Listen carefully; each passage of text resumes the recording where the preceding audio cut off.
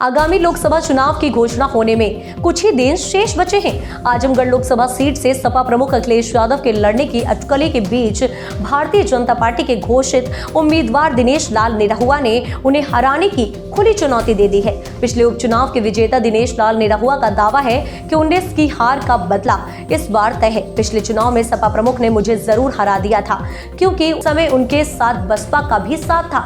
अब ये साथ उन्हें मिलने वाला नहीं। दलित मतदाता भारतीय जनता पार्टी को वोट करता आया है और इस चुनाव में भी वोट करेगा। किसी के बसपा छोड़ देने से उनका वोट नहीं चला जाएगा।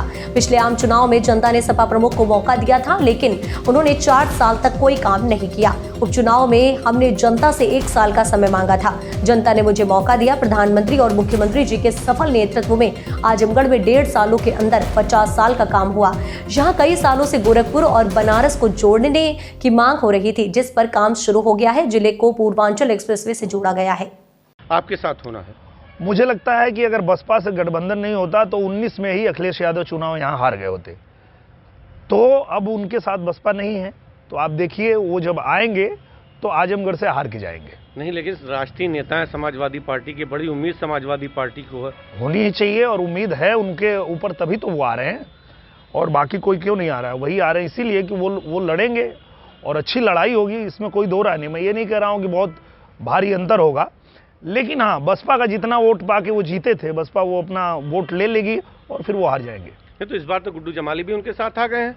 गुड्डू जमाली जी के जाने से कुछ नहीं होगा, क्योंकि गुड्डू जमाली जो हैं वो इंडिविजुअल गए, उनकी पार्टी थोड़े चली गई है। अगर बसपा से गठबंधन होता तो मैं आपकी बात से सहमत होता कि हाँ भाई, बसपा उनके साथ मिल गई है तो उसका जो वोट है वो उधर जाएगा।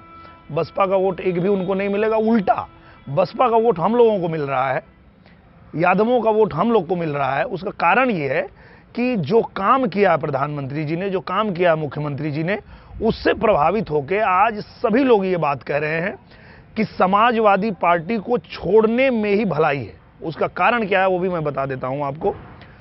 समाजवादी पार्टी में रहने का मतलब है आप राम का विरोध करो। समाजवादी पार्टी में रहने का मतलब कि आप इस देश की उपलब्धियों का विरोध करो। कोरोना काल में मेक इन इंडिया के तहत इस देश ने सबसे बड़ी जो उपलब्धि कमाई वो ये थी कि हमारे देश ने अपना वैक्सीन बनाया। यही अखिलेश यादव हैं जिन्होंने कहा कि ये मोदी वैक्सीन है, इसको मत लगवाना।